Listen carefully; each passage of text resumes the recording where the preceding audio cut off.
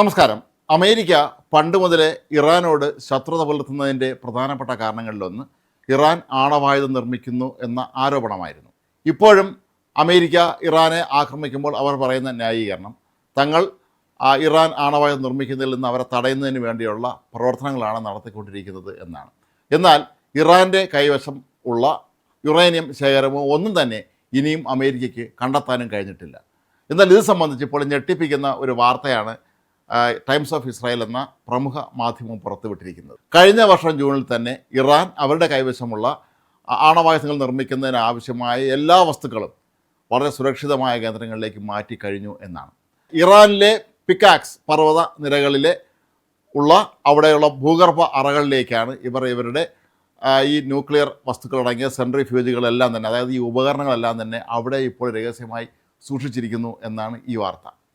ഇത് ശരിക്കും വിശ്വസിക്കാവുന്ന വാർത്ത തന്നെയാണ്. കാരണം പല പാശ്ചാത്യ മാധ്യമങ്ങളും പറയുന്നത് ഈ പ്രദേശത്തേക്ക്, അതായത് ഈ പിക്കാക്സ് പർവ്വത നിരകളിലേക്ക് ഇറാനിലെ സൈന്യത്തിൻ്റെയും മറ്റ് നിരവധി വാഹനങ്ങൾ വളരെ നാളുകളായി നിരന്തരമായി യാത്ര ചെയ്യുന്നത് ചില സാറ്റലൈറ്റ് ചിത്രങ്ങളിലൂടെ തങ്ങൾക്ക് മനസ്സിലാക്കാൻ കഴിഞ്ഞിട്ടുണ്ട് എന്നാണ്. അതിനർത്ഥം തങ്ങളുടെ കൈവശമുണ്ടായിരുന്ന, ഒരുപക്ഷെ അമേരിക്ക ആക്രമിച്ചാൽ നശിക്കാൻ സാധ്യതയുള്ള അല്ലെങ്കിൽ ആണവ വികിരണം ഉണ്ടാക്കാൻ സാധ്യതയുള്ള എല്ലാ ഉപകരണങ്ങളും തന്നെ ഇറാൻ തങ്ങളുടെ സുരക്ഷിത കേന്ദ്രങ്ങളിലേക്ക് മാറ്റിക്കഴിഞ്ഞു എന്നാണ്.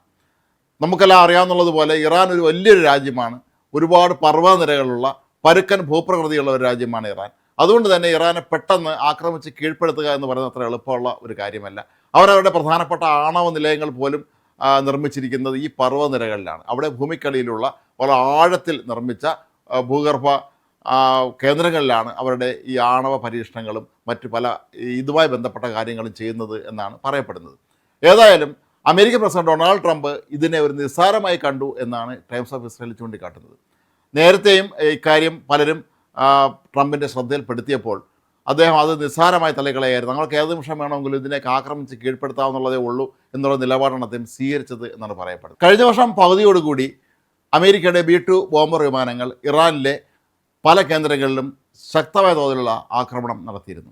ഇവിടങ്ങളിലാണ് ഇവർ ആണവായുധം സൂക്ഷിച്ച് വെച്ചിരിക്കുന്നത് എന്നുള്ള ധാരണയിലാണ് ഈ ബോംബറുകൾ അവിടെ ആക്രമണം നടത്തിയത് എന്നാണ് പറയപ്പെടുന്നത്. എന്നാൽ ഈ അപകടം മനസ്സിലാക്കിയ ഇറാൻ സർക്കാരാവട്ടെ തങ്ങളുടെ കൈവശമുള്ള ആണവ വസ്തുക്കൾ നിറച്ച സെൻട്രിഫ്യൂജുകളെല്ലാം തന്നെ അടിയന്തരമായി സുരക്ഷിത സ്ഥാനത്തേക്ക് മാറ്റുകയായിരുന്നു. ആയിരക്കണക്കിന് സെൻട്രിഫ്യൂജുകളാണ് ഇത്തരത്തിൽ മാറ്റിയത് എന്നാണ് ഇപ്പോൾ റിപ്പോർട്ടുകൾ പുറത്തു വരുമ്പോൾ നമുക്ക് മനസ്സിലാക്കാൻ കഴിയുന്നത്.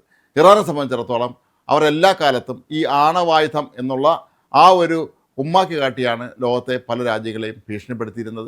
ഇപ്പോഴും അവരുടെ കയ്യിൽ ആണവായുധം ഉണ്ടോ ഇല്ലയോ എന്നുള്ള കാര്യത്തിൽ ഒരു ഉറപ്പ് ആർക്കും തന്നെ ഇല്ല. അമേരിക്ക പോലും ഇപ്പോഴും ഒരു ആണവായുധം നിർമ്മിക്കുകയാണോ അതോ നിർമ്മിച്ച് തീർന്നോ എന്നുള്ള കാര്യത്തിനെ കുറിച്ചൊന്നും തന്നെ ആധികാരികമായി ഒന്നും തന്നെ പറയാറുമില്ല. എന്നാൽ ഇപ്പോൾ സംഭവിച്ചുകൊണ്ടിരിക്കുന്ന ആണവായുധം നിർമ്മിക്കുന്നതിനാണോ അതോ ആണവ സമ്പുഷ്ടീകരണത്തിനാണോ എന്നറിയില്ല. നിരന്തരമായി ഈ പർവ്വതനിരകളിലേക്ക്, പിക്കാക്സ് എന്ന് പറയപ്പെടുന്ന വിദൂര സ്ഥലത്തുള്ള വളരെ പരുക്കൻ ഭൂപ്രകൃതിയുള്ള ഈ ഒരു പർവ്വത നിരകളിലേക്ക്, ഈ മേഖലയിലേക്ക് നിരന്തരമായി സൈനിക ട്രക്കുകൾ സഞ്ചരിക്കുന്നു എന്നുള്ളത് തന്നെയാണ്. ഏതായാലും ഇറാൻ തങ്ങളുടെ ആണവ സംവിധാനങ്ങളൊക്കെ തന്നെ സുരക്ഷിതരാക്കുന്നതിൻ്റെ ഭാഗമായിട്ടായിരിക്കാം ഒരുപക്ഷെ ഇത് ചെയ്യുന്നത് എന്നാണ് പറയപ്പെടുന്നത്. എന്നാൽ ഇപ്പോൾ ഡൊണാൾഡ് ട്രംപ് പറയുന്നത് തങ്ങൾ അവിടെയും ആക്രമിക്കുമെന്ന് തന്നെയാണ്. ഏത് നിമിഷം വേണമെങ്കിലും അതിശക്തമായ തോതിൽ ഇറാൻ്റെ ഈ ആണവ കേന്ദ്രങ്ങൾ, അതായത് ഈ പർവ്വതനിരകളിലുള്ള ആണവ കേന്ദ്രങ്ങൾ ആക്രമിക്കുമെന്നാണ് ഡൊണാൾഡ് ട്രംപ് പറയുന്നത് എങ്കിൽ പോലും ഇറാനെ സംബന്ധിച്ചിടത്തോളം അവർ വളരെ നേരത്തെ തന്നെ അതീവ സുരക്ഷിതമായ രീതിയിൽ ഇവയെല്ലാം തന്നെ സൂക്ഷിച്ചു വെച്ചിട്ടുണ്ട് എന്നാണ് പറയപ്പെടുന്നത്. അതിനിടെ ഇപ്പോഴും അമേരിക്ക ഇറാനും തമ്മിലുള്ള ഏറ്റുമുട്ടൽ തുടരുക തന്നെയാണ്. അമേരിക്ക നിരന്തരമായി ഇപ്പോൾ ഇറാനിൽ ആക്രമണം നടത്തുന്നു. അതിന് ബദലായി ഇറാനാകട്ടെ ഗൾഫിലെ അമേരിക്കയുടെ സൈനിക കേന്ദ്രങ്ങൾക്ക് നേർക്ക് ആക്രമണം നടത്തുന്നു.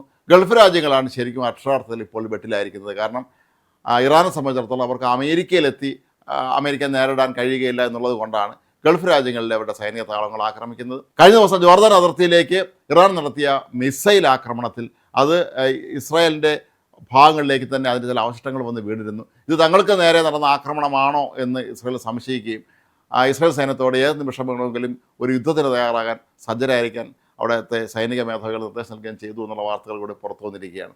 ഏതായാലും അമേരിക്കയെ സംബന്ധിച്ചിടത്തോളം ഇതിൽ വലിയ അഗ്നി പരീക്ഷണമാണ് ഇപ്പോൾ നടന്നുകൊണ്ടിരിക്കുന്നത്. കാരണം ഇറാനെ 2 ആഴ്ചയ്ക്കുള്ളിൽ തങ്ങൾ പിടിച്ചു കെട്ടുമെന്ന് പ്രഖ്യാപിച്ചുകൊണ്ട് ഡൊണാൾഡ് ട്രംപ് യുദ്ധത്തിന് ഇറങ്ങിയെങ്കിലും ഇത്രയും നാളായിട്ടും ഇതിപ്പോഴും നീണ്ടു പോകുന്നതായിട്ടാണ് നമ്മൾ കാണുന്നത്. ഇറാനെ പൂർണ്ണമായും പരാജയപ്പെടുത്താൻ അമേരിക്ക കഴിയുന്നില്ല. ഇസ്രായേൽ ആകട്ടെ അമേരിക്കയിൽ വല്ലാതെ സ്വാധീനം ചെലുത്തുകയും ഇറാനാകട്ടെ ട്രംപിനെ കൊല്ലാൻ വേണ്ടിയിട്ട് പദ്ധതി തയ്യാറാക്കിയിട്ടുണ്ട് എന്നുള്ള വിവരം ഇസ്രായേലിൻ്റെ ചാരസംഘടന മൊസാദ് ട്രംപിനെ അറിയിച്ചിരുന്നു.